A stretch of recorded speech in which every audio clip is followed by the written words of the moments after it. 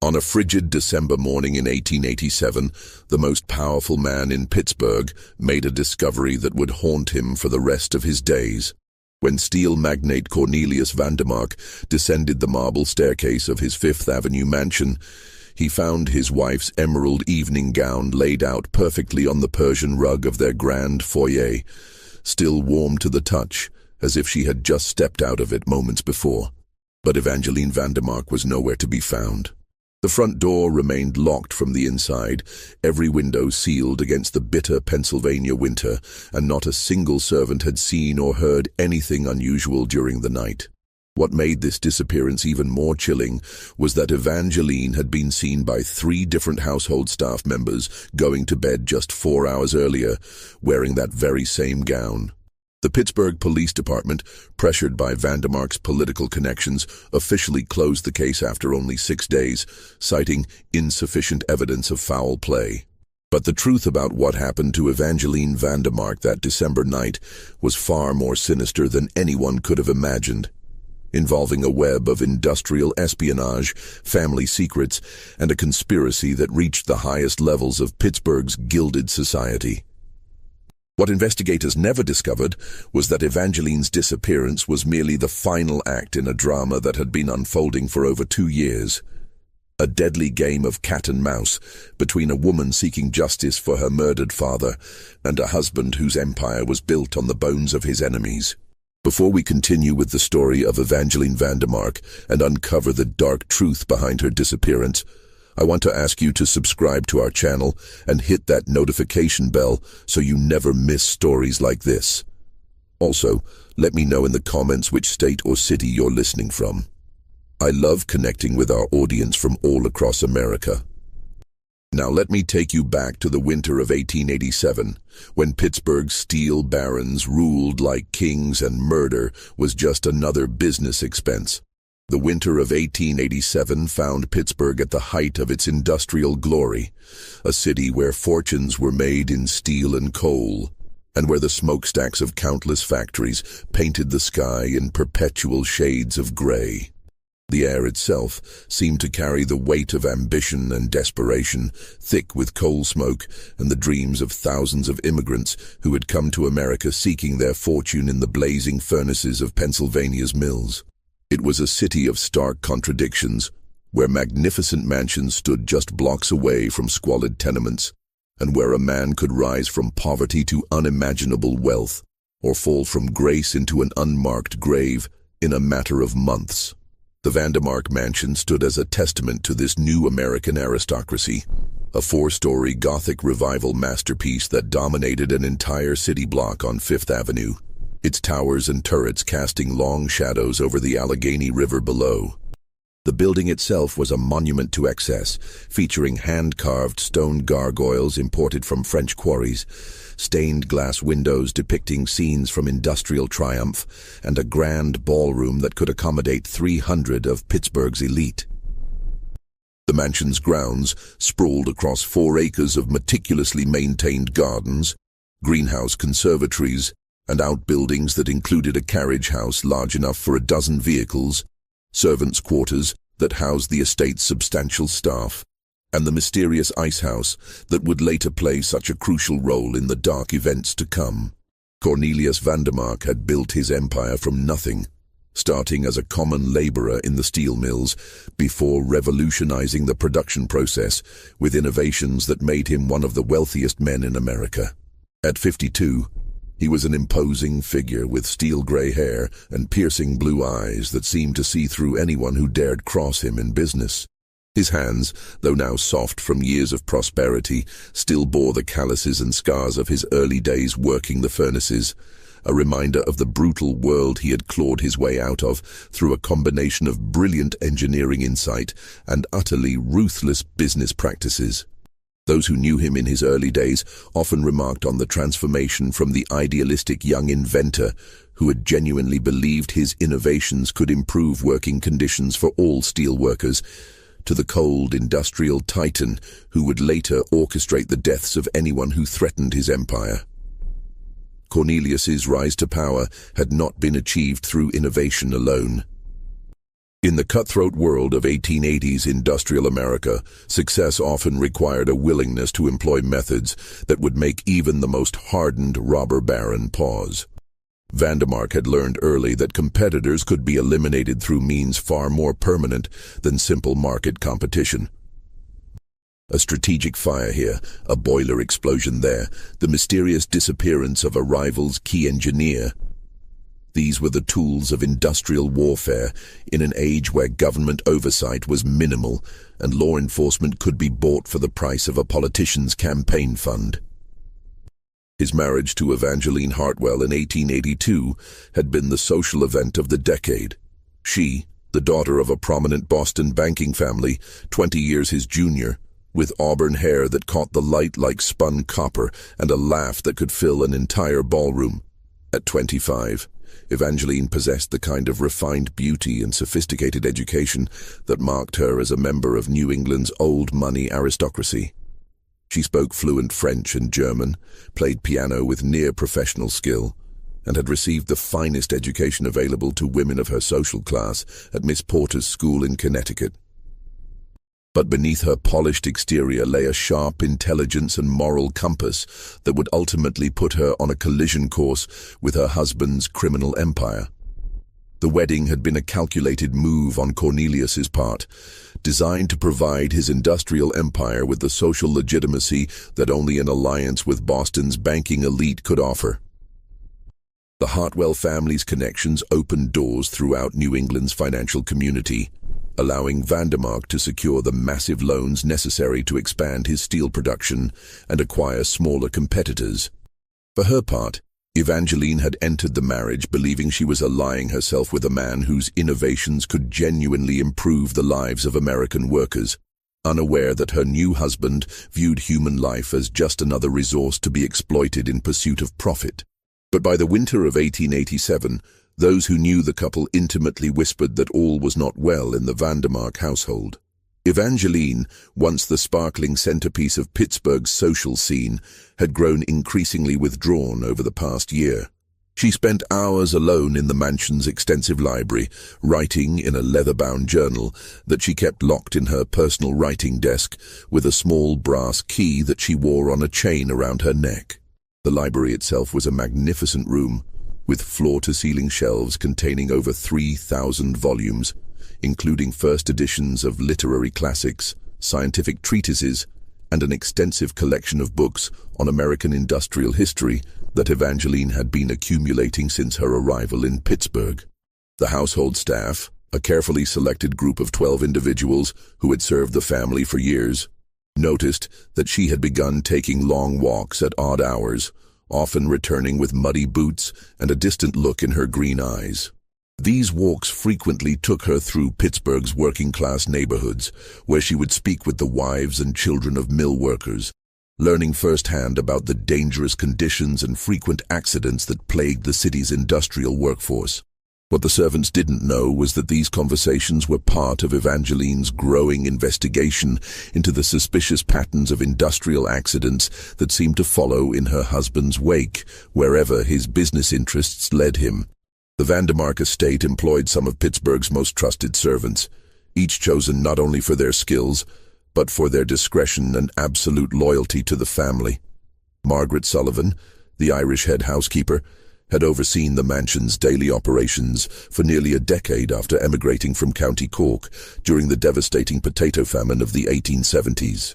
She was a woman of fierce intelligence and unshakable moral principles, qualities that had made her invaluable to the Vandermark household, but would also make her a crucial witness to the strange events surrounding Evangeline's disappearance. Thomas Brennan, the gruff Scottish groundskeeper, had arrived in America with his wife and 3 children in 1868, fleeing the economic devastation that followed the Highland clearances. His family had worked for wealthy Americans since their arrival, and Thomas took immense pride in maintaining the Vandermark estate's grounds to perfection. But his keen eye for detail and intimate knowledge of every inch of the property would reveal disturbing signs that someone had been using the estate for purposes far darker than anyone imagined. Charles Henley served as the mansion's butler, a position that required him to be present for all of the family's social functions and privy to many of their private conversations. Originally from Philadelphia, Henley had been trained in the finest traditions of English domestic service and prided himself on maintaining the highest standards of professional discretion. But even his carefully cultivated neutrality would be tested by the increasingly bizarre and frightening events that surrounded Evangeline's final months in the mansion. Dr. Franklin Westbrook had served as the Vandermark family physician for over 5 years, making regular visits to the mansion to attend to both Cornelius and Evangeline's health needs. A graduate of Harvard Medical School and a respected member of Pittsburgh's professional community, Dr. Westbrook had begun to notice troubling changes in Evangeline's behavior and physical condition during the months leading up to her disappearance. His private medical notes, which would later be discovered by investigators, revealed his growing concern about what he euphemistically described as marital difficulties that seemed to be taking an increasingly severe toll on his patient's mental and physical well-being. These were people who prided themselves on discretion and loyalty, making Evangeline's disappearance all the more puzzling to those who knew the rigid hierarchy and watchful eyes that governed every aspect of life in the mansion. The Vandermark household operated with the precision of a fine timepiece, with every servant knowing their exact duties and schedule down to the minute. This rigid order made it virtually impossible for anyone to enter or leave the mansion unnoticed, a fact that would make Evangeline's mysterious disappearance seem all the more supernatural to those who didn't understand the darker forces at work behind the scenes. The city of Pittsburgh itself seemed to hold its breath during that bitter winter of 1887, as if sensing that the forces of change and violence that had shaped its rapid growth were about to claim another victim. The recent Haymarket riot in Chicago had sent shockwaves through America's industrial centers, and Pittsburgh's own labor movements were growing increasingly organized and militant in their demands for safer working conditions and fair wages. Into this volatile atmosphere came whispers of a secret organization of industrialists who had banded together to maintain their power through any means necessary, including the systematic elimination of anyone who threatened their control over America's growing industrial empire. The events of December 12, 1887, began like any other winter evening in the Vandermark household, with the precise routine that had governed daily life in the mansion for over 5 years. Margaret Sullivan would later testify to police that she had served dinner to Mr. and Mrs. Vandermark in the formal dining room at precisely 7 o'clock, as was their custom. The dining room itself was a masterpiece of Victorian excess, featuring a massive mahogany table that could seat 24 guests, illuminated by a crystal chandelier imported from Bohemia, and surrounded by oil paintings depicting scenes of industrial triumph that Cornelius had commissioned from prominent American artists.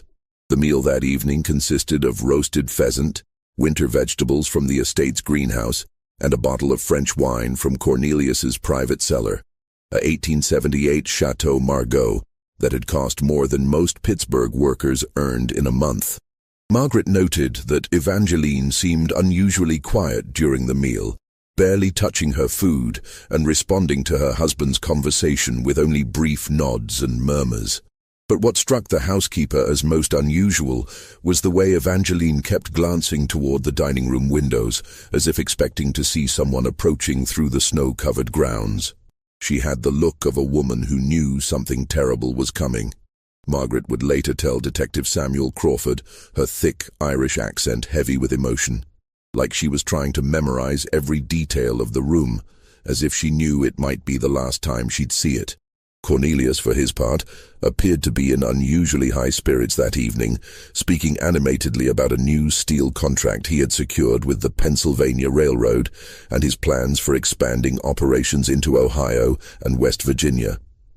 But Charles Henley, serving the meal with his characteristic silent efficiency, noticed that despite his cheerful demeanor, Cornelius kept checking his pocket watch throughout dinner, behavior that suggested he was expecting some predetermined event to occur at a specific time.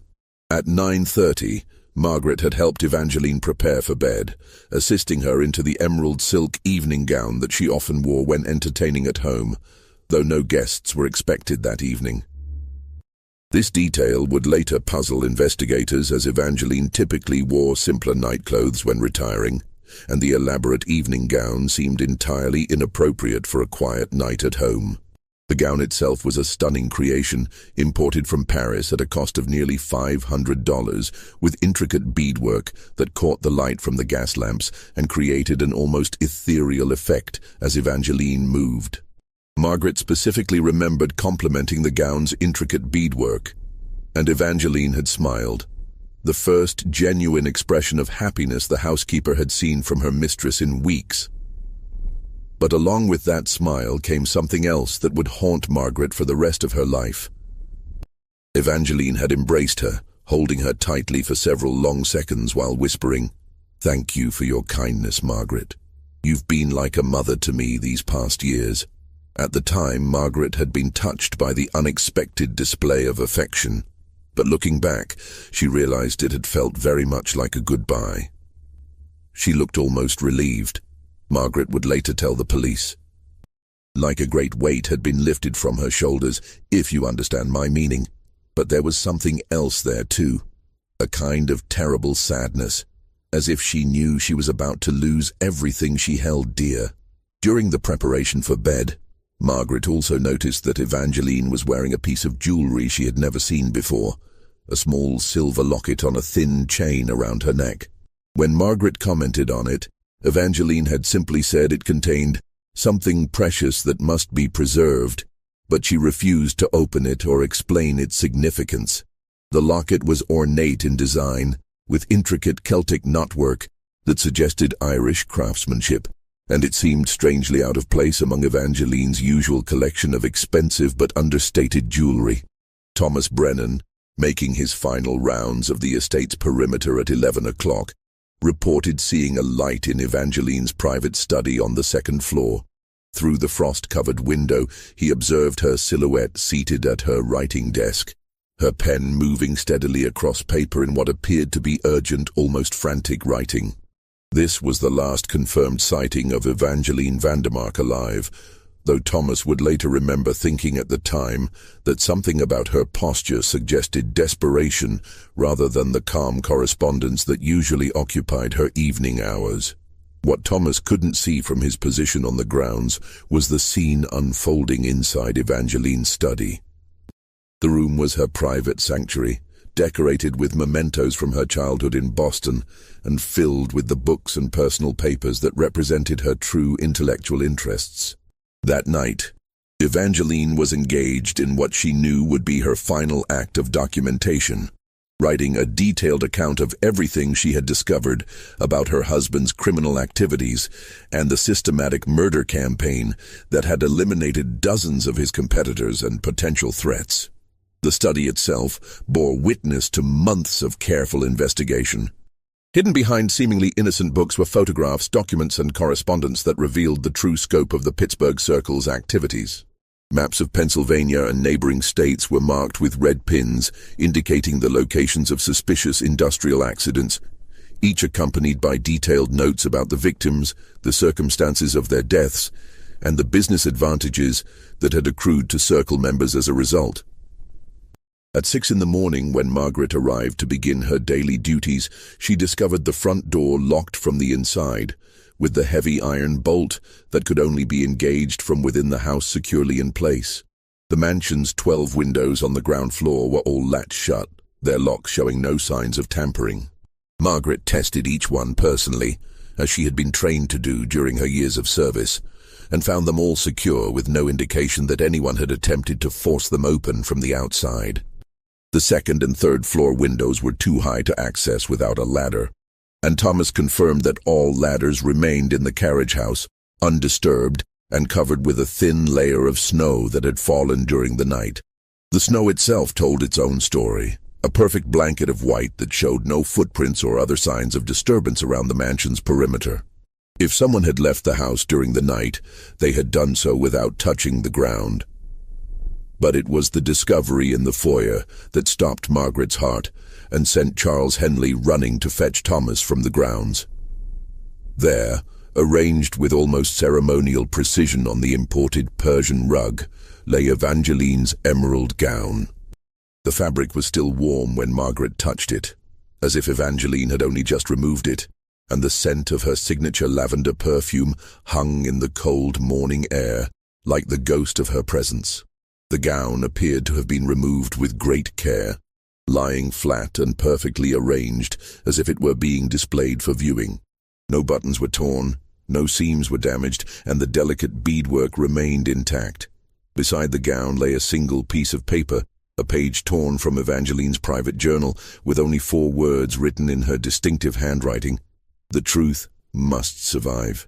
But there were other, more disturbing details that the servants noticed in those first terrifying moments of discovery. The Persian rug beneath the gown showed slight discoloration, as if it had been recently cleaned or treated with some kind of chemical solution. The air in the foyer carried not just the scent of lavender perfume, but also a faint odor that Thomas later described as medicinal, like the stuff they use in hospitals to put people to sleep. Most puzzling of all was the condition of Evangeline's jewelry. Her wedding ring, a massive diamond surrounded by emeralds that was worth more than most people's homes, lay on the marble floor beside the gown. But the small silver locket that Margaret had noticed the night before was nowhere to be found. It was as if whoever had removed Evangeline's gown had specifically taken that one piece of jewelry while leaving behind items of far greater monetary value. When Cornelius was awakened and brought downstairs, his reaction puzzled and disturbed the servants. Rather than the panic or desperation one might expect from a husband discovering his wife missing, he stood in the foyer for several long minutes, staring at the gown with an expression that Margaret later described as more fearful than surprised, as if he'd been expecting something terrible to happen.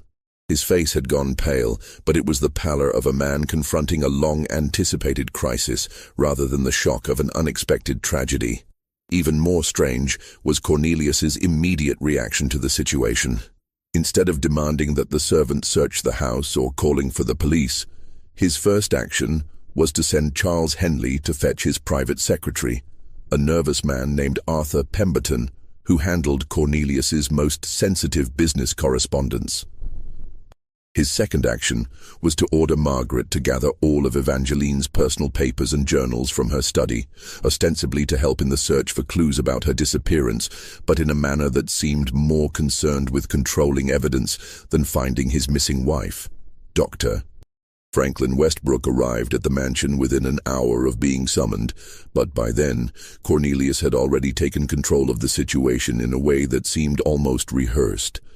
The doctor was not asked to examine the scene or offer medical opinions about possible explanations for Evangeline's disappearance.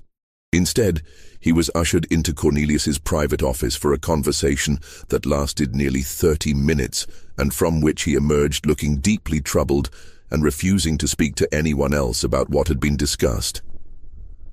The most chilling detail of all was discovered by Thomas Brennan during his careful examination of the mansion's exterior. While the snow around the house showed no signs of footprints, he found something far more disturbing near the entrance to the old ice house. There, partially hidden beneath a thin layer of fresh snow, were dark stains on the ground that looked suspiciously like blood. When Thomas attempted to investigate further, he was ordered away from the area by Cornelius himself, who claimed that the ice house was structurally unsafe and off-limits to all household staff. The official investigation into Evangeline Vandermark's disappearance lasted exactly 6 days, a remarkably brief period for a case involving one of Pittsburgh's most prominent families. Detective Samuel Crawford, a 20-year veteran of the Pittsburgh Police Department, was assigned to the case, but found his efforts hampered at every turn by what he would later describe in his private notes as interference from parties unknown. Crawford was an honest cop, in a city where honesty was often a luxury that law enforcement couldn't afford, and his dedication to uncovering the truth would ultimately cost him far more than his career. Crawford had built his reputation on meticulous investigation and an almost supernatural ability to uncover evidence that others missed. A tall, lean man with prematurely gray hair and penetrating dark eyes, he had solved some of Pittsburgh's most challenging cases through sheer persistence and an unwillingness to accept convenient explanations that didn't fit the facts. But the Vandermark case would test every skill he had developed over 2 decades of police work, presenting him with a mystery that seemed to defy logical explanation, while simultaneously revealing a conspiracy so vast and well-protected that even acknowledging its existence put his life in danger. Crawford's initial interviews with the household staff revealed several disturbing details that never made it into the official police report.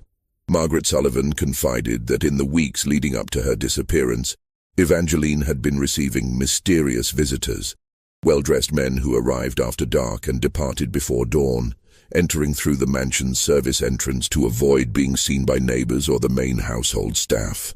These meetings always took place in Evangeline's private study, and Margaret noted that after each visit, her mistress appeared increasingly agitated and fearful.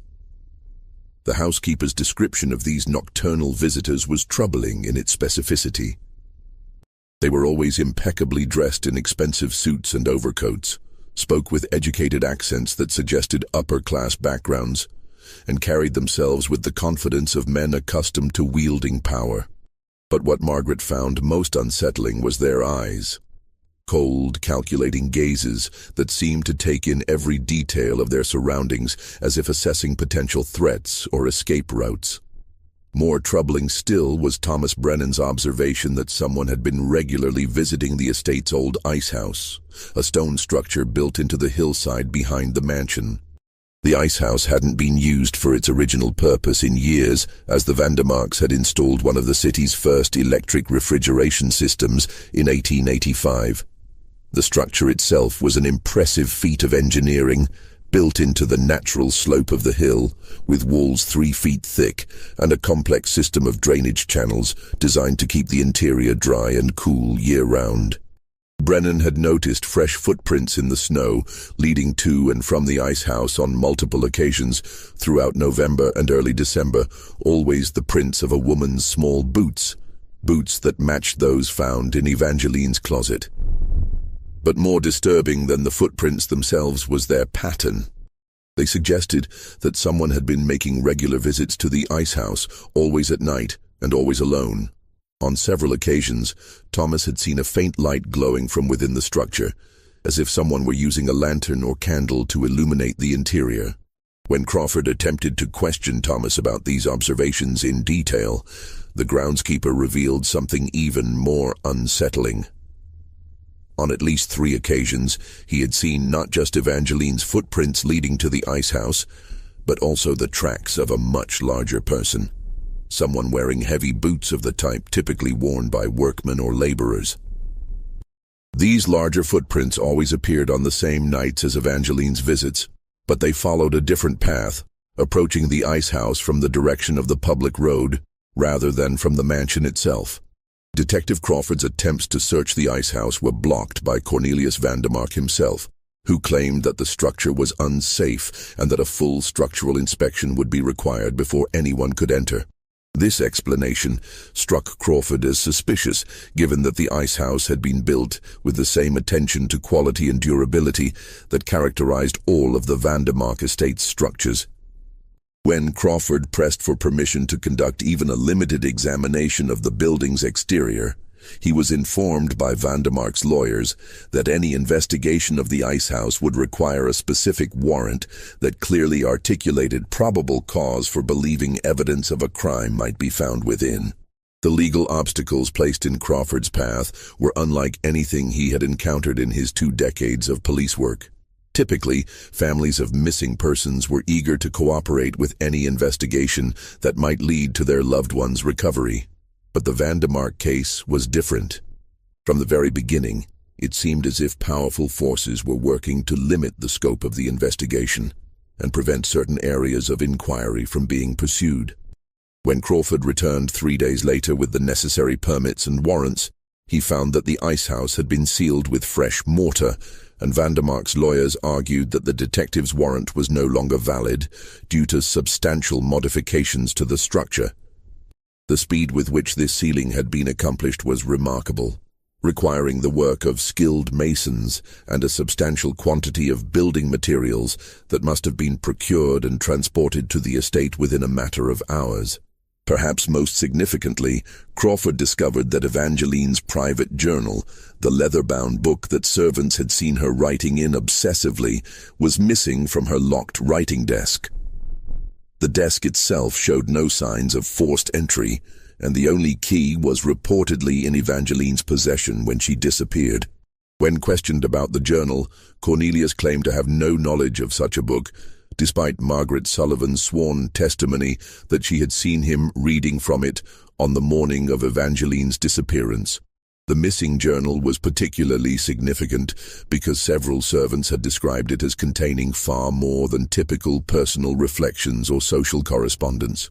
Margaret Sullivan reported that Evangeline had been working on what appeared to be a systematic documentation of some kind, filling page after page with detailed notes, sketches, and what looked like business correspondence. The journal had been thick enough to contain several hundred pages, and Evangeline had been writing in it daily for at least 6 months before her disappearance. Crawford's investigation took on a new dimension when he began to explore Evangeline's background and family history. The Hartwell banking family, once prominent figures in New England society, had apparently suffered a series of financial disasters in recent years that had reduced them from wealth and influence to near poverty in less than 5 years. What made this decline particularly suspicious was its speed and the specific nature of the financial instruments that had caused their ruin. Evangeline's father, Harrison Hartwell, had died under mysterious circumstances in Boston in 1886. Officially ruled a suicide by hanging, though no note was ever found, and family friends insisted that he had shown no signs of depression or financial despair. The Boston Police Department's file on Harrison Hartwell's death was remarkably thin, containing little more than a brief report describing the discovery of his body in his banking office and a cursory statement from the coroner attributing his death to suicide while of unsound mind. But Crawford's investigation revealed details about Harrison Hartwell's death that had never been included in the official Boston police report. A source within the Boston banking community informed Crawford that Harrison had been working on exposing a complex fraud scheme involving the manipulation of steel industry investments in the weeks before his death. This scheme allegedly involved a consortium of Pittsburgh industrialists who were using inside information about planned industrial accidents to manipulate steel prices and acquire competitors' assets at drastically reduced values. Even more disturbing was the fate of Evangeline's younger brother, Edmund Hartwell. Family friends claimed he had traveled to California to seek his fortune in late 1886, shortly after his father's death, though no one could provide specific details about his departure or his current whereabouts. Edmund had been a promising young attorney who had recently graduated from Harvard Law School and had been working with his father on investigating the financial irregularities that may have contributed to the family's ruin. Crawford's attempts to trace Edmund Hartwell's movements after leaving Boston revealed a troubling pattern. Railroad records showed that a young man matching Edmund's description had purchased a ticket to Chicago in November 1886, but there was no record of him continuing on to California. Hotel registries in Chicago showed that someone using the name E. Harrison had stayed at several different establishments during the winter of 1886 to 1887, always paying in cash and never remaining in one place for more than a few days. The detectives' investigation into the Hartwell family's financial ruin revealed a complex web of manipulated investments, fraudulent loans, and coordinated attacks on their business interests that bore all the hallmarks of a systematic campaign of destruction. The timing of these financial attacks coincided almost perfectly with Cornelius Vandermark's courtship of Evangeline, suggesting that her marriage might have been as much about eliminating a potential threat as it was about gaining social legitimacy for Vandermark's industrial empire. But perhaps the most chilling discovery Crawford made during his investigation into the Hartwell family was a pattern of similar financial attacks, targeting other prominent families throughout New England and the mid-Atlantic states. In each case, the targeted families had either owned steel-related businesses, possessed information about steel industry practices, or had been involved in investigating labor conditions or industrial safety issues. And in each case, the family's destruction had been followed by the acquisition of their assets by companies that could be traced back to a small group of Pittsburgh industrialists. Crawford's private notes from this period reveal his growing realization that Evangeline Vandermark's disappearance was not an isolated incident, but rather the latest in a series of eliminations designed to protect a conspiracy that had been operating for at least a decade. His investigation had uncovered evidence of what appeared to be a secret organization of industrial leaders who had systematically murdered their way to dominance of America's steel industry, leaving behind a trail of convenient accidents, suicides, and disappearances that had never been connected by law enforcement agencies operating in different jurisdictions. The scope of this conspiracy was staggering in its ambition and ruthlessness. Crawford's research suggested that the Pittsburgh Circle, as he had begun calling the organization in his notes, had been responsible for the deaths of at least 37 people over the past 10 years, including business rivals, investigative journalists, labor organizers, and family members who had possessed dangerous knowledge about the group's activities. The methods employed ranged from staged industrial accidents and building fires to apparent suicides and mysterious disappearances that left no trace of the victims. 3 months after Evangeline's disappearance, Pittsburgh's industrial landscape was shaken by a series of unprecedented events that seemed, at first glance, unrelated to the Vandermark mystery. A massive explosion at the Consolidated Steel Works, a facility owned by Vandermark's primary competitor, industrialist Henry Rutherford, killed 17 workers and destroyed nearly half the factory. The explosion occurred at 3:17 a.m. on a bitter March morning when only a skeleton crew of maintenance workers should have been present. But investigators later discovered that several key engineers and foremen had been working late that night on what Rutherford described as critical production modifications. The official investigation blamed a faulty boiler, but whispers throughout Pittsburgh's working-class neighborhoods suggested sabotage.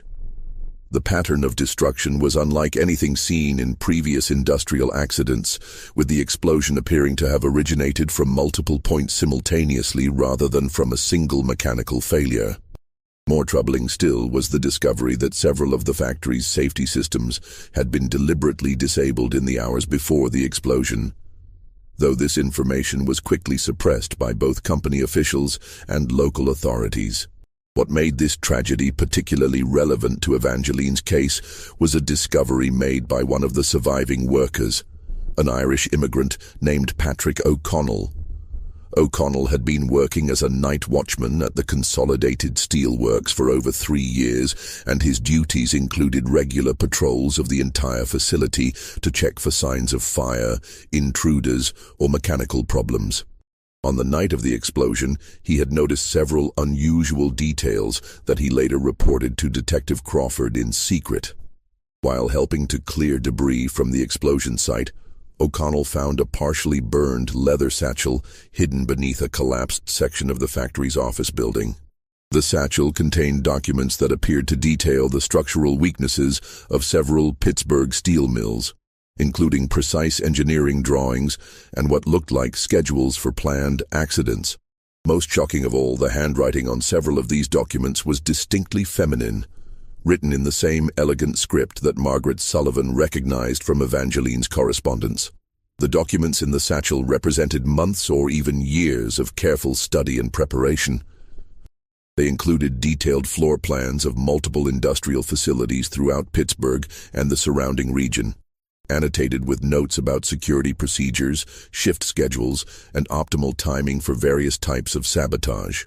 Some of the plans were accompanied by photographs that appeared to have been taken covertly from within the facilities, showing specific equipment and structural elements that would later be identified as the sources of accidental explosions or fires. O'Connell, perhaps naively, brought these documents to Detective Crawford, who by this time had been quietly continuing his investigation into Evangeline's disappearance, despite official orders to close the case. The detective's examination of the papers revealed something that made his blood run cold. The documents contained detailed information about the Consolidated Steel Works vulnerabilities, information that could only have been obtained by someone with intimate knowledge of industrial espionage, or someone married to one of the industry's most powerful figures. But the documents revealed something even more disturbing than evidence of sabotage. Several of the papers contained correspondence between someone identified only as EV and another person referred to as EH. The tone of these letters was conspiratorial and urgent, discussing plans to expose the circle and bring justice for father. The handwriting of the EV correspondent matched samples of Evangeline's writing that Crawford had obtained from the Vandermark household, while the EH letters were written in a masculine hand that suggested they came from someone with legal or academic training. More disturbing still was Crawford's discovery that the explosion at Consolidated Steelworks was not an isolated incident. Over the past 18 months, 7 different steel mills, coal mines, and manufacturing facilities throughout Pennsylvania had suffered mysterious accidents, fires, or explosions. In each case, the damaged facility was either owned by one of Cornelius Vandermark's competitors or had been targeted for acquisition by Vandermark's rapidly expanding business empire. The pattern of these incidents was so consistent that Crawford began to suspect they were part of a coordinated campaign of industrial terrorism designed to eliminate competition and terrorize potential rivals into submission. The timing of the incidents was particularly revealing, as they always occurred during periods when the targeted companies were experiencing financial difficulties or were involved in labor disputes that made them vulnerable to acquisition by larger competitors. Crawford's investigation into these patterns led him to a shocking revelation about the true scope of the Pittsburgh Circle's activities. The organization was not simply eliminating individual competitors, but was systematically restructuring Pennsylvania's entire industrial economy to ensure their complete dominance of steel production, coal mining, and related industries. They had created what amounted to a shadow government of industrial leaders who controlled not just their own enterprises, but also key politicians, judges, police officials, and newspaper editors throughout the region. The detective's research revealed that the Pittsburgh Circle had been operating for at least 15 years, beginning as an informal alliance between 3 major steel producers who had recognized the advantages of coordinating their efforts to eliminate smaller competitors. Over time, the organization had grown to include coal mine owners, railroad executives, banking officials, and even prominent lawyers and politicians who provided legal protection and political cover for the group's increasingly violent activities. What made the Pittsburgh Circle particularly dangerous was their sophisticated understanding of how to manipulate both public opinion and law enforcement. They owned several newspapers throughout Pennsylvania and Ohio, allowing them to control how industrial accidents were reported and investigated. They had cultivated relationships with key figures in local and state government, ensuring that investigations into their activities would be limited in scope and quickly closed without meaningful findings. Most importantly, they had developed a network of operatives, former soldiers, private detectives, and hired killers who could carry out their orders while leaving no traceable connections to the Circle's leadership. Crawford's investigation into Evangeline's family history revealed that her father, Harrison Hartwell, had stumbled upon evidence of the Pittsburgh Circle's activities while investigating irregularities in steel industry investments for his Boston banking clients. Harrison had been preparing to expose the conspiracy when he was murdered in his office, with his death staged to look like suicide. The same fate had apparently been planned for Edmund Hartwell, but the young attorney had managed to escape Boston before the Circle's operatives could eliminate him. The detective's private notes from this period reveal his growing understanding that Evangeline had somehow learned about her family's true fate and had been conducting her own investigation into the Pittsburgh Circle from within her marriage to one of its founding members. The mysterious late-night visitors to the Vandermark mansion were likely co-conspirators in this investigation, possibly including her brother Edmund, who may have been working with a small group of reformist journalists and honest law enforcement officials to gather evidence against the conspiracy. But Crawford's most chilling discovery came when he traced the ownership records of several properties that had been purchased by shell companies connected to Vandermark's business interests. One of these properties was a remote farmhouse in Westmoreland County, about 30 miles southeast of Pittsburgh. The property had been purchased in 1886, shortly after Evangeline's marriage to Cornelius began showing signs of strain, and had been maintained as a private retreat away from the scrutiny of Pittsburgh's social elite. When Crawford discreetly visited the property in late April 1888, he found signs of recent habitation that suggested someone had been living there intermittently over the past several months. The farmhouse was modest but comfortable, furnished with the kind of simple elegance that suggested it was intended as a refuge rather than a primary residence. But what struck the detective as most significant was the obvious care that had been taken to make the property defensible. Heavy shutters on all windows, reinforced doors, and what appeared to be hidden passages connecting different rooms of the house. In the house's small study, Crawford discovered what appeared to have been the operational center for an extensive investigation into the Pittsburgh Circle's activities. The walls were covered with maps of Pennsylvania showing the locations of industrial accidents, newspaper clippings detailing unexplained explosions and fires, and detailed family trees connecting Pittsburgh's industrial elite. Most damning of all was a large chart that Crawford later described as a spider's web of corruption, showing how Vandermark's empire had grown through the systematic destruction of his competitors. The study also contained an extensive collection of photographs, documents, and correspondence that provided overwhelming evidence of the Pittsburgh Circle's criminal activities. There were detailed financial records showing how the organization had manipulated steel prices through coordinated production shutdowns and artificial scarcity. There were copies of correspondence between Circle members discussing specific targets for elimination and the methods to be employed. Most disturbing of all were photographs of several Circle meetings, apparently taken covertly, that showed Cornelius Vandermark and other prominent industrialists planning what could only be described as acts of terrorism against their competitors. But the farmhouse held an even more disturbing secret.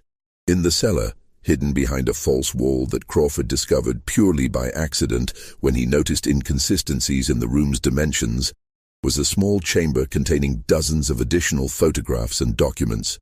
These materials provided evidence that the Pittsburgh Circle's activities extended far beyond industrial sabotage into political assassination, judicial corruption, and the systematic elimination of journalists and labor leaders who threatened their interests.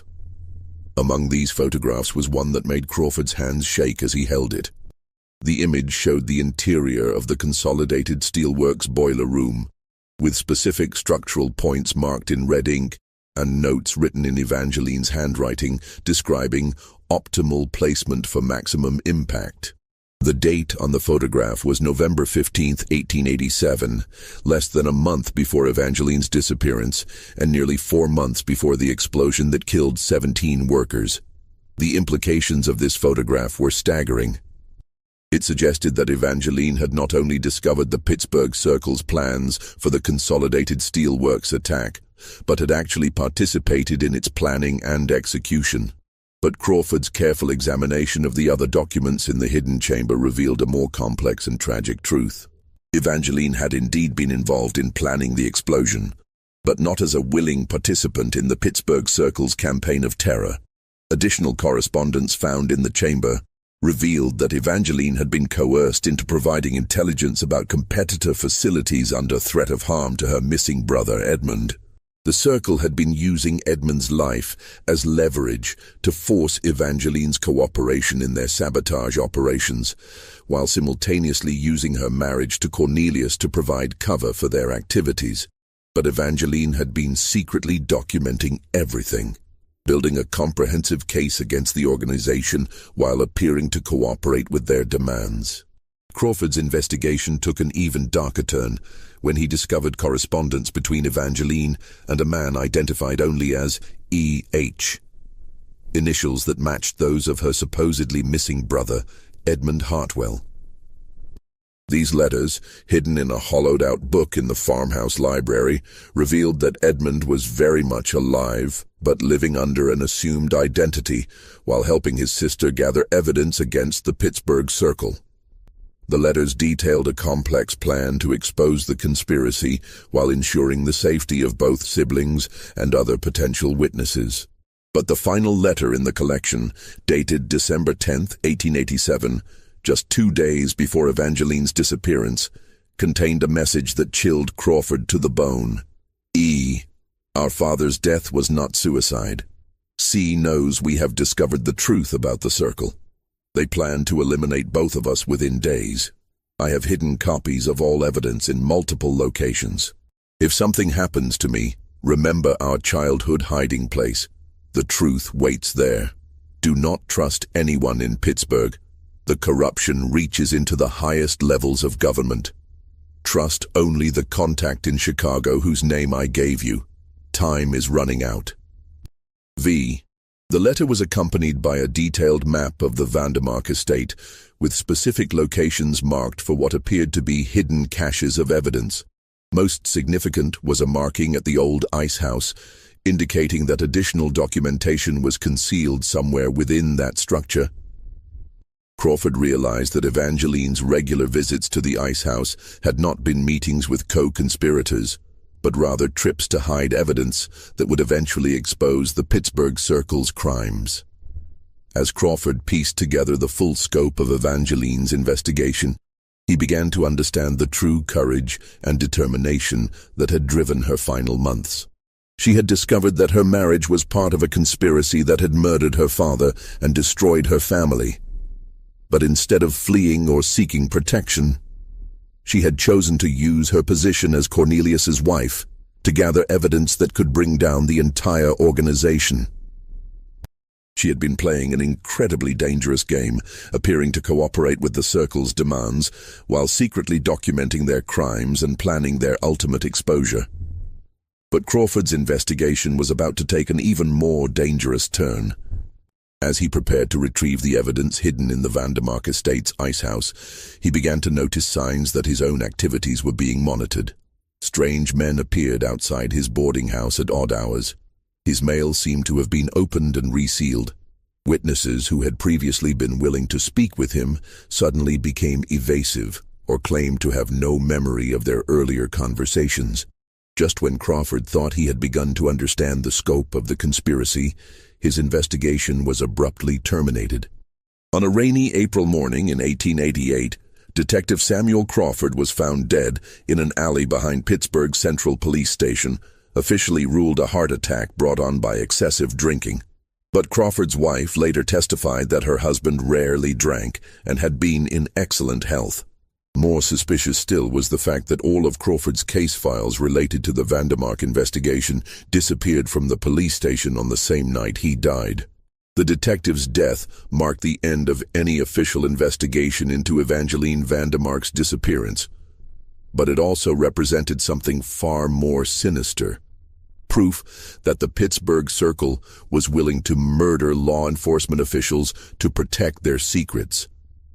Crawford's death sent a clear message to other honest cops and potential investigators that some cases were too dangerous to pursue, no matter how compelling the evidence might be. In the months following Detective Crawford's death, Pittsburgh's industrial elite seemed to close ranks even more tightly, creating an atmosphere of fear and suspicion that permeated every level of society. Workers in the steel mills whispered about mysterious accidents that claimed the lives of anyone who spoke too openly about safety violations or labor organizing. Journalists found that editors were suddenly unwilling to publish stories that might reflect poorly on the city's major industrial leaders. Even politicians who had previously supported labor reforms began to change their positions, often citing vague concerns about economic stability and the need to maintain Pittsburgh's competitive advantage in national markets. But beneath this surface calm, forces were stirring that would eventually bring the Pittsburgh Circle's crimes into the light. The detectives' investigation, though officially terminated, had created ripples that extended far beyond Pittsburgh's borders. Crawford had corresponded with law enforcement officials in other cities, sharing information about industrial accidents and mysterious disappearances that seemed to follow similar patterns. These contacts had begun their own quiet investigations, carefully avoiding the mistakes that had cost Crawford his life. In Boston, Police Captain William O'Brien had become intrigued by Crawford's inquiries about the Hartwell family's destruction and Harrison Hartwell's alleged suicide. O'Brien was a 25-year veteran of the Boston Police Department who had always been troubled by the cursory nature of the investigation into Harrison's death. The banker had been found hanging in his office with no suicide note and no apparent motive for taking his own life. Yet the case had been closed within days, despite numerous inconsistencies in the physical evidence. O'Brien's review of the original case files revealed several details that had been overlooked or deliberately ignored by the original investigators. Harrison Hartwell's office had shown signs of a struggle, with furniture overturned and papers scattered across the floor. Yet this had been dismissed as the result of the suicide victim's final moments of desperation. More troubling was the testimony of a night watchman who claimed to have seen 3 well-dressed men leaving the building around the time Harrison's body was discovered, but whose statement had never been included in the official police report. The Boston police captain's investigation led him to attempt contact with Edmund Hartwell, who had supposedly traveled to California, but whose actual whereabouts remained unknown. O'Brien's inquiries through Western law enforcement agencies produced no trace of anyone matching Edmund's description arriving in California during the relevant time period. But they did reveal something even more intriguing. Reports of a young attorney using various aliases who had been asking questions about industrial corruption and financial manipulation in several major cities throughout the Midwest. Meanwhile, in Chicago, investigative journalist Michael Flanagan had become interested in Crawford's research into the patterns of industrial accidents throughout Pennsylvania. Flanagan worked for the Chicago Tribune and had built a reputation for exposing corporate corruption and political graft that extended throughout the Midwest's rapidly growing industrial centers. His own investigation into steel industry practices had revealed disturbing patterns that seemed to confirm Crawford's suspicions about coordinated sabotage and market manipulation. Flanagan's research had uncovered evidence of similar conspiracies operating in other industrial centers throughout the country. In Cleveland, a group of steel and shipping magnates appeared to be using methods remarkably similar to those employed by the Pittsburgh Circle. In Detroit, the emerging automobile industry showed signs of manipulation by a coalition of industrialists who seemed to coordinate their activities through secret meetings and coded correspondence. The pattern suggested that the Pittsburgh Circle was not an isolated phenomenon, but rather part of a larger network of criminal organizations that were systematically taking control of America's industrial economy. But Flanagan's most significant discovery came when he managed to make contact with the mysterious E.H., who had been corresponding with Evangeline Vandermark. Through a complex series of intermediaries and coded messages, Flanagan arranged a clandestine meeting with Edmund Hartwell, who was indeed alive and living under an assumed identity in Chicago. What Edmund revealed during that meeting would fundamentally change Flanagan's understanding of the scope and danger of the conspiracy they were attempting to expose. Edmund had been living in constant fear for his life since fleeing Boston after his father's murder. He had changed his identity multiple times, never staying in one place for more than a few weeks, and had been forced to abandon any hope of practicing law or maintaining normal social relationships. But throughout his exile, he had continued the investigation that had cost his father his life, gathering evidence about the Pittsburgh Circle and similar organizations operating throughout the country. What Edmund had discovered was far more terrifying than even Crawford had suspected. The Pittsburgh Circle was indeed part of a larger network, but the scope of this network extended into the highest levels of American business and government. Members of the conspiracy included not just industrial leaders, but also bankers, railroad executives, newspaper publishers, judges, senators, and even cabinet members in the federal government. They had created what amounted to a shadow government that controlled key aspects of American economic policy and used systematic violence to eliminate anyone who threatened their power. Edmund's evidence included detailed documentation of how this conspiracy had manipulated the Panic of 1873, engineering a financial crisis that allowed them to acquire distressed assets at a fraction of their true value. They had orchestrated labor strikes and industrial violence to justify the use of federal troops against workers' organizations. They had even influenced foreign policy decisions, pushing for tariffs and trade agreements that benefited their industrial empires at the expense of American consumers and workers. But perhaps most shocking of all was Edmund's revelation about his sister's fate. Evangeline had not simply disappeared on December 12, 1887. She had been murdered by Cornelius Vandermark himself, with the assistance of other Circle members, after she threatened to expose their crimes to federal authorities. But before her death, she had managed to hide comprehensive evidence of the conspiracy in multiple locations, creating what Edmund described as an insurance policy that would ensure their crimes would eventually be exposed, even if both siblings were eliminated. The evidence that Evangeline had gathered included not just documentation of specific crimes, but also detailed information about the conspiracy's organizational structure, financial operations, and future plans. She had photographed secret meetings, copied confidential correspondence, and even recorded conversations using one of the new phonograph devices that were becoming available to wealthy consumers. Most importantly, she had identified other victims of the conspiracy who might be willing to testify if they could be assured of protection from retaliation.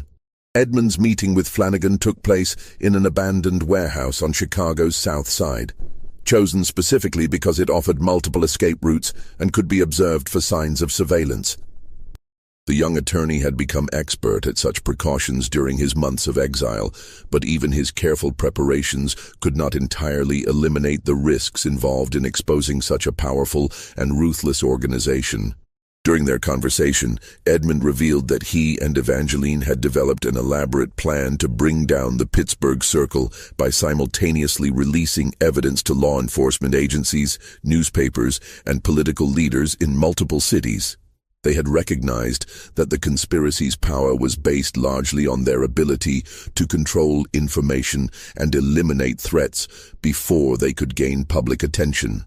By coordinating a simultaneous release of evidence in dozens of locations, they hoped to prevent the conspiracy from suppressing the revelations or eliminating all the witnesses. But their plan had been discovered before it could be implemented. Cornelius had somehow learned about Evangeline's activities and had confronted her on the night of December 12th. What followed was not the civilized discussion that Evangeline had hoped for, but rather a brutal confrontation that ended with her murder and the systematic destruction of most of the evidence she had gathered. Edmund's voice shook with emotion as he described his sister's final message to him, delivered through a coded telegram that reached him just hours before her death. She had warned him that their plan had been compromised and that he should immediately implement the emergency procedures they had developed for just such a contingency. But by the time he received the message, it was already too late to save his sister, and he had been forced to choose between attempting a rescue that would likely result in both their deaths and preserving the evidence that might eventually bring their killers to justice. The journalist's meeting with Edmund was interrupted by the sound of footsteps in the warehouse corridor, followed by the unmistakable click of revolvers being cocked. Both men realized simultaneously that their carefully planned security measures had been insufficient to prevent discovery by the conspiracy's agents. As they prepared for what seemed likely to be their final moments, Edmund pressed a small leather portfolio into Flanagan's hands, whispering urgently that it contained the locations of Evangeline's hidden evidence caches and the names of other witnesses who might be willing to testify. Just when we thought we'd seen it all, the horror in Pittsburgh intensifies. If this story is giving you chills, share this video with a friend who loves dark mysteries, hit that like button to support our content, and don't forget to subscribe to never miss stories like this. Let's discover together what happens next in this deadly game of cat and mouse between truth and power. What followed was a desperate chase through the darkened streets of Chicago, with Edmund and Flanagan barely escaping their pursuers through a combination of luck, local knowledge, and the help of sympathetic workers who had their own reasons for opposing the industrial conspiracy. But even as they escaped immediate capture, both men knew that their lives had been forever changed by this encounter. They were now marked men, hunted by an organization with virtually unlimited resources and a demonstrated willingness to kill anyone who threatened their power. The implications of their narrow escape were clear. The Pittsburgh Circle's reach extended far beyond Pennsylvania's borders, and their network of agents and informants was sophisticated enough to track and locate their enemies, even in distant cities.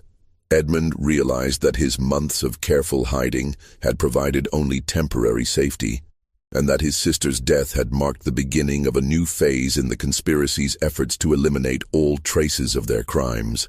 Flanagan, for his part, understood that he now possessed information that could either expose one of the most powerful criminal organizations in American history or cost him his life if he handled it incorrectly.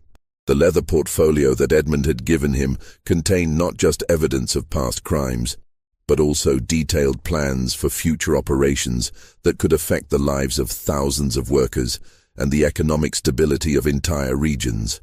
The confrontation that would seal Evangeline Vandermark's fate began at exactly 11:47 p.m. on December 12, 1887, when Cornelius entered her study without knocking, a breach of the courteous distance they had maintained for months.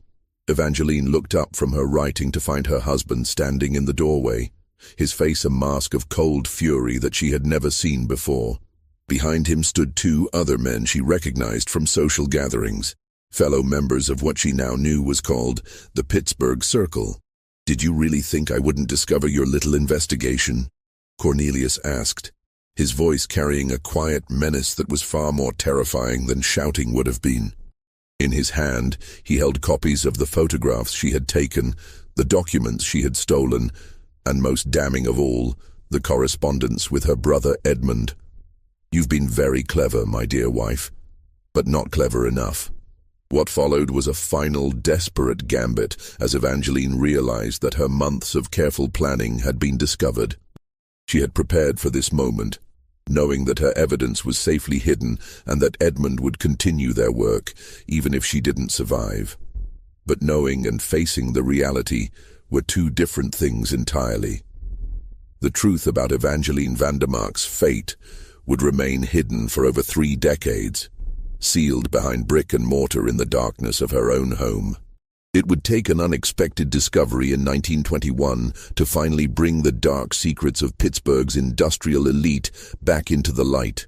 A revelation that came not through the efforts of law enforcement or investigative journalism, but through the simple act of renovation that would transform one of Pittsburgh's most infamous buildings. The years between 1888 and 1921 passed like a heavy silence over Pittsburgh's industrial district. The Pittsburgh Circle continued their operations with even greater secrecy, their power consolidated by the elimination of their most dangerous threats. Cornelius Vandermark grew wealthier and more influential, eventually serving on the boards of major banks and railroad companies throughout the Northeast. To all outward appearances, he was the picture of industrial success, a self-made man who had built an empire through innovation and determination. But those closest to him noticed changes. Servants whispered that he had grown cold and paranoid, installing new locks and security measures throughout the mansion. He never remarried, claiming that the loss of his beloved Evangeline had broken his heart. The irony of this public grief, performed for a woman he had murdered, was perhaps the cruelest aspect of his deception. During renovation of the old Vandermark mansion in 1921, which had been sold following Cornelius's death in 1903 and had served various purposes, including a private club for steel executives, construction workers discovered a sealed chamber behind the library's oak paneling. The discovery was made purely by accident when workers noticed that the library's dimensions didn't match the external measurements of the building. Inside this hidden room, they found what appeared to be Evangeline's complete archive of evidence against her husband and his associates. The chamber was approximately 8 feet by 12 feet, with shelves lining every wall and a small desk positioned near a concealed ventilation system that had kept the air breathable and the documents preserved despite decades of abandonment. The room had been designed as both a secure storage facility and a potential refuge, with a hidden entrance that could be accessed through a rotating section of the library's bookshelf. The chamber contained over 200 documents, photographs, and personal correspondence that painted a horrifying picture of systematic murder disguised as industrial accidents. Evangeline had spent months meticulously documenting how Cornelius and the Pittsburgh Circle had orchestrated the deaths of dozens of competitors, labor organizers, and anyone else who threatened their monopolistic control over Pennsylvania's industrial wealth. The documentation was so comprehensive and detailed that it would have been sufficient to secure criminal convictions against dozens of prominent figures if it had been discovered during their lifetimes. Among the most damning evidence were detailed financial records showing how Circle members had profited from advanced knowledge of planned accidents at competitor facilities. The documents revealed a sophisticated system of insider trading that allowed Circle members to short-sell stocks in companies just before those companies suffered mysterious explosions or fires. The profits from these trades were then used to fund the organization's operational expenses, including payments to corrupt officials and the salaries of the operatives who carried out their violent schemes. The archive also contained photographic evidence of Circle meetings, apparently taken by Evangeline using a concealed camera during social gatherings at the Vandermark mansion. These images showed prominent Pittsburgh industrialists, political leaders, and law enforcement officials planning specific acts of sabotage and discussing the elimination of individuals who posed threats to their organization. The clarity and detail of these photographs made it impossible to dismiss them as forgeries or misinterpretations. But the most shocking discovery was Evangeline's final journal entry, written on December 12, 1887, the night of her disappearance. The journal was bound in red leather and filled with Evangeline's careful handwriting, documenting her growing understanding of her husband's crimes and her determination to bring him to justice regardless of the personal cost. The final entry was written in an obviously shaking hand, suggesting that Evangeline was composing it under extreme stress or fear. In it, she described how she had confronted Cornelius with her evidence earlier that evening, demanding that he cease his murderous activities and make amends to the families of his victims. She had believed, perhaps naively, that her husband retained enough humanity to be horrified by the revelation of what his ambition had cost in human lives.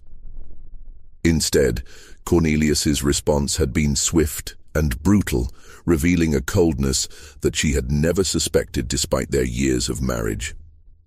"He told me that I had served my purpose," Evangeline wrote in her shaking handwriting, "that my family's destruction had been merely the first step in demonstrating the consequences of opposing him.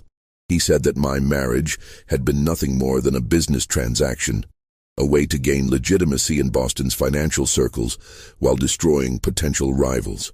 But now," he said, "I had become a liability that could no longer be tolerated." The journal revealed that Cornelius had given Evangeline a choice that was no choice at all: disappear quietly and live in exile under a new identity, accepting the deaths of her father and the destruction of her family as the price of her own survival, or face the same fate as the dozens of other victims of the Pittsburgh Circle.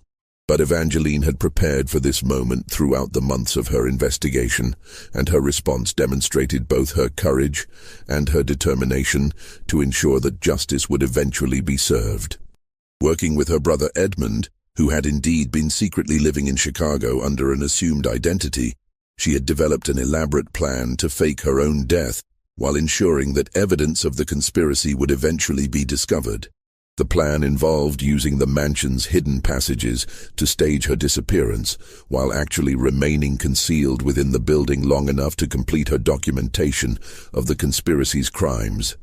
The emerald gown left in the foyer had been a deliberate misdirection, intended to suggest supernatural circumstances while actually concealing a very human plan for survival and eventual justice. On the night of December 12th, Evangeline had used a system of hidden passages within the mansion, passages that she had discovered during her investigation and that Cornelius had used to secretly meet with his co-conspirators. These passages, accessible through hidden panels in the mansion's walls, connected to maintenance tunnels that had been built during the mansion's construction to allow servants to move through the building without being seen by the family or their guests. But Evangeline's plan had a fatal flaw that she could not have anticipated.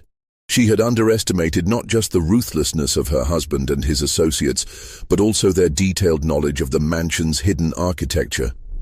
The secret passages that she had believed would provide her escape route had actually been designed and built under Cornelius's direct supervision, and he was intimately familiar with every concealed entrance and exit in the building.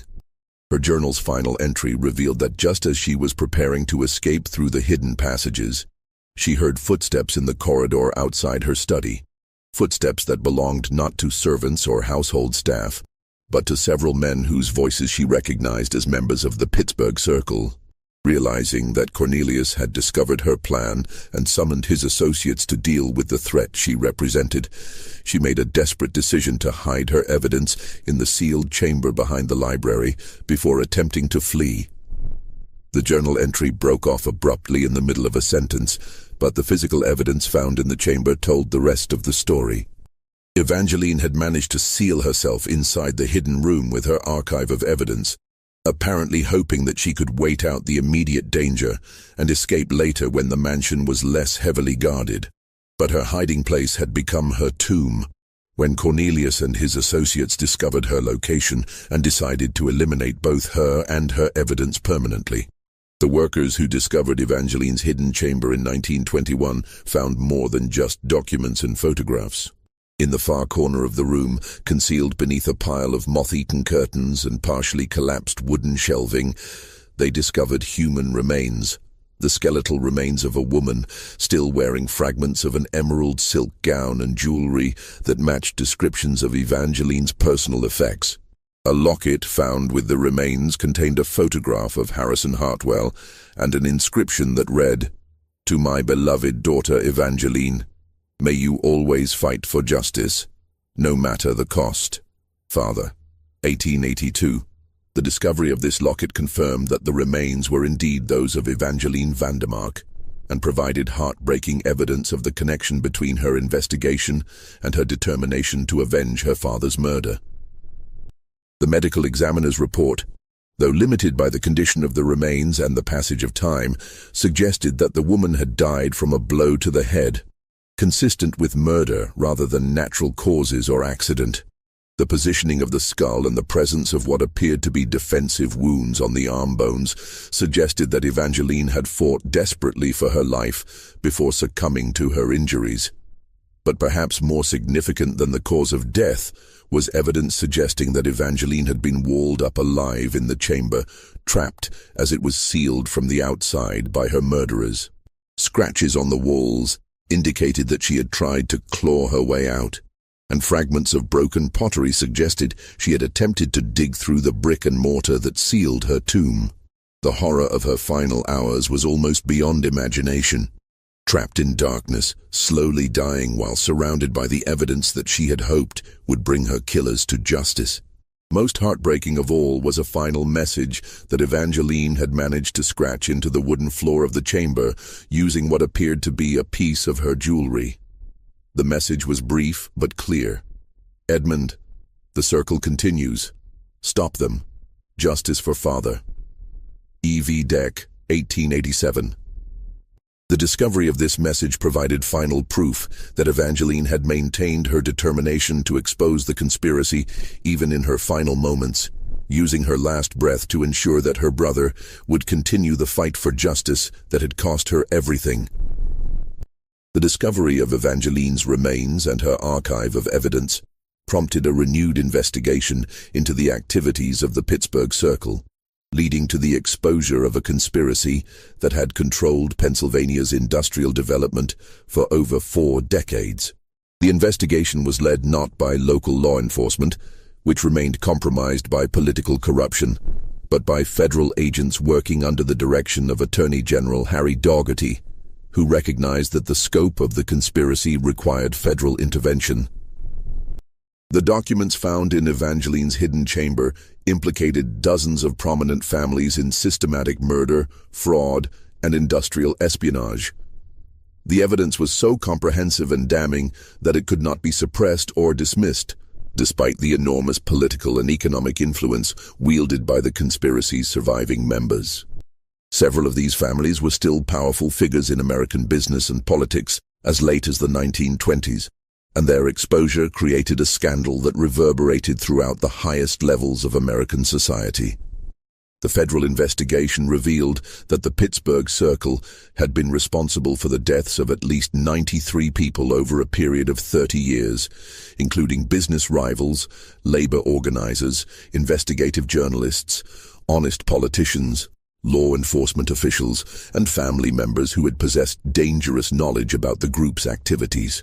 The methods employed ranged from staged industrial accidents and building fires to apparent suicides, mysterious illnesses, and outright assassinations that were made to look like robberies or random violence. The conspiracy's influence had extended far beyond Pennsylvania's borders, with similar organizations operating in most major industrial centers throughout the United States. The federal investigation uncovered evidence of coordination between these groups, suggesting that they had formed a nationwide network of criminal organizations that had systematically corrupted American industrial development for decades. The scope of their influence was staggering, affecting everything from labor relations and industrial safety standards to foreign trade policy and federal legislation. Edmund Hartwell, now living under the name Edward Harrison in Los Angeles, was contacted by federal investigators and confirmed many of the details found in his sister's archive. He revealed that he and Evangeline had been working with a small group of reformist journalists and honest law enforcement officials to expose the Pittsburgh Circle's activities, but that one by one, their allies had met with mysterious accidents or simply disappeared, leaving the siblings to continue their dangerous investigation alone. Evangeline knew she was walking into a trap that night, Edmund told investigators in 1921, his voice still heavy with emotion after 3 decades of exile and fear. But she believed that her evidence would eventually be found and that justice would be served, even if it took decades. She was willing to sacrifice herself to ensure that the truth would survive and that our father's death would not be in vain. Edmund's testimony provided crucial corroboration for the evidence found in the hidden chamber, and his detailed knowledge of the conspiracy's operations allowed federal investigators to identify other victims and uncover additional evidence that had been hidden in locations throughout Pennsylvania and neighboring states. His survival had been made possible only by his decision to abandon his legal career and assume a completely new identity, living in constant fear while slowly building a new life far from the reach of his sister's killers. The federal investigation also revealed the fate of Detective Samuel Crawford, whose death in 1888 had effectively ended the original investigation into Evangeline's disappearance. Crawford had indeed been murdered by Circle operatives, poisoned with a substance that mimicked the effects of heart failure while leaving no obvious traces of foul play. His case files had been destroyed not just to eliminate evidence of the conspiracy, but also to prevent other honest cops from continuing his investigation. The investigation into Crawford's death led to the discovery of his personal notes, which had been hidden by his widow in defiance of threats from unknown parties who had demanded their destruction. These notes provided additional confirmation of the conspiracy's scope and methods, and revealed that Crawford had been much closer to exposing the truth than anyone had realized at the time of his death. But perhaps the most significant outcome of the federal investigation was the exposure of corruption that extended into the highest levels of government.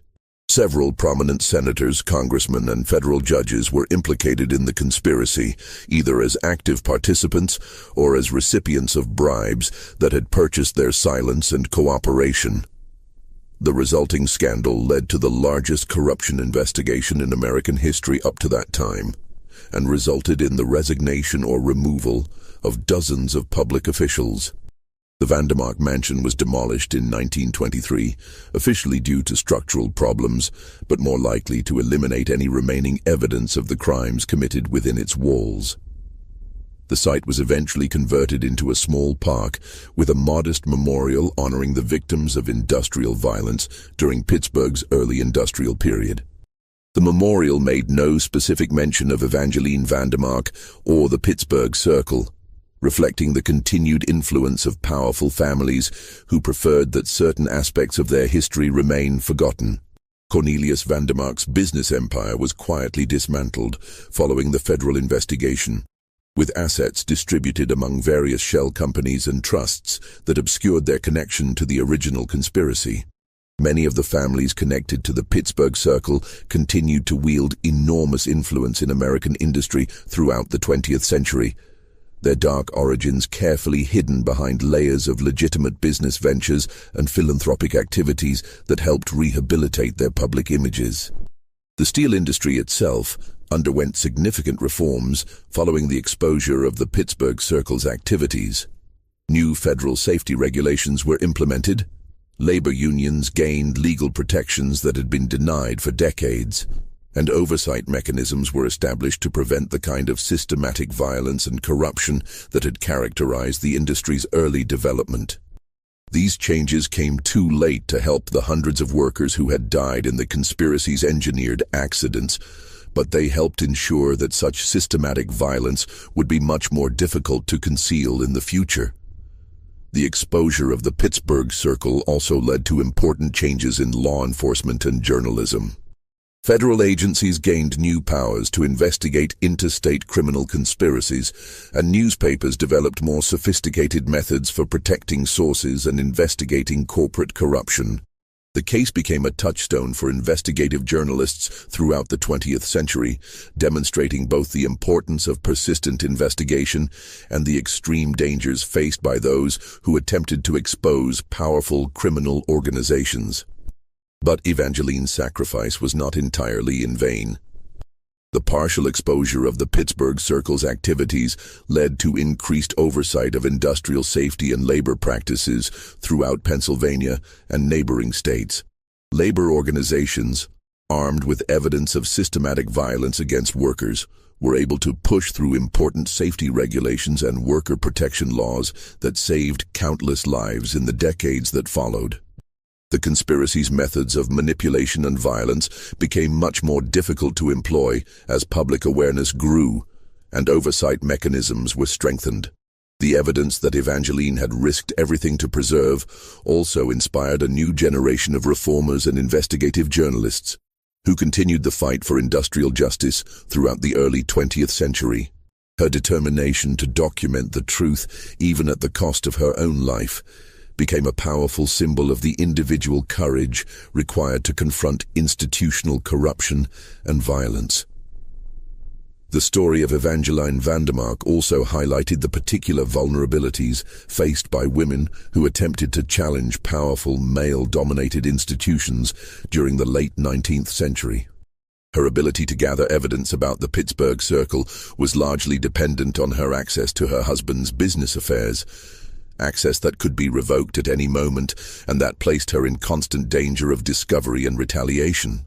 Her courage in using that privileged position to expose crimes, rather than simply enjoying the benefits of wealth and status, demonstrated a moral commitment that transcended the conventional expectations of her social class and gender. This mystery shows us how power and greed can corrupt even the most intimate relationships, transforming marriage from a partnership based on love and trust into a weapon for manipulation and control. Evangeline Vandermark disappeared into the darkness of that December night in 1887, but her determination to reveal the truth ultimately outlived her murderers and brought a measure of justice to their victims, even if that justice came 3 decades too late. The case also demonstrates how individual acts of courage can have consequences that extend far beyond their immediate context. Evangeline's investigation, conducted in secret and at enormous personal risk, provided the foundation for reforms that affected the lives of thousands of workers and helped establish precedents for federal oversight of corporate crime that continue to influence American law enforcement today. Perhaps most importantly, Evangeline's story serves as a reminder that the pursuit of justice often requires ordinary people to make extraordinary sacrifices in the face of overwhelming power and institutionalized corruption.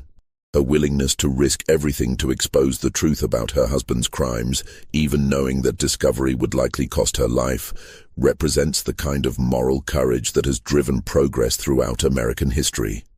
The mystery of Evangeline Vandermark's disappearance was ultimately solved not through brilliant detective work or advanced forensic science, but through the simple passage of time and the inevitable decay of the physical structures that had concealed the truth.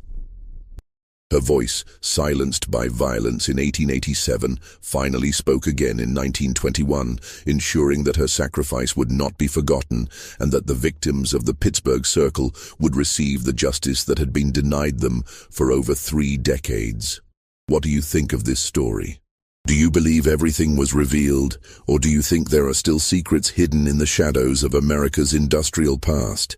Could similar conspiracies exist today, using modern technology and global reach to eliminate threats and manipulate markets? Leave your comment below and share your thoughts about the Pittsburgh Circle and whether such organized corporate violence could still be operating in our contemporary world. If you enjoyed this tale and want more horror stories,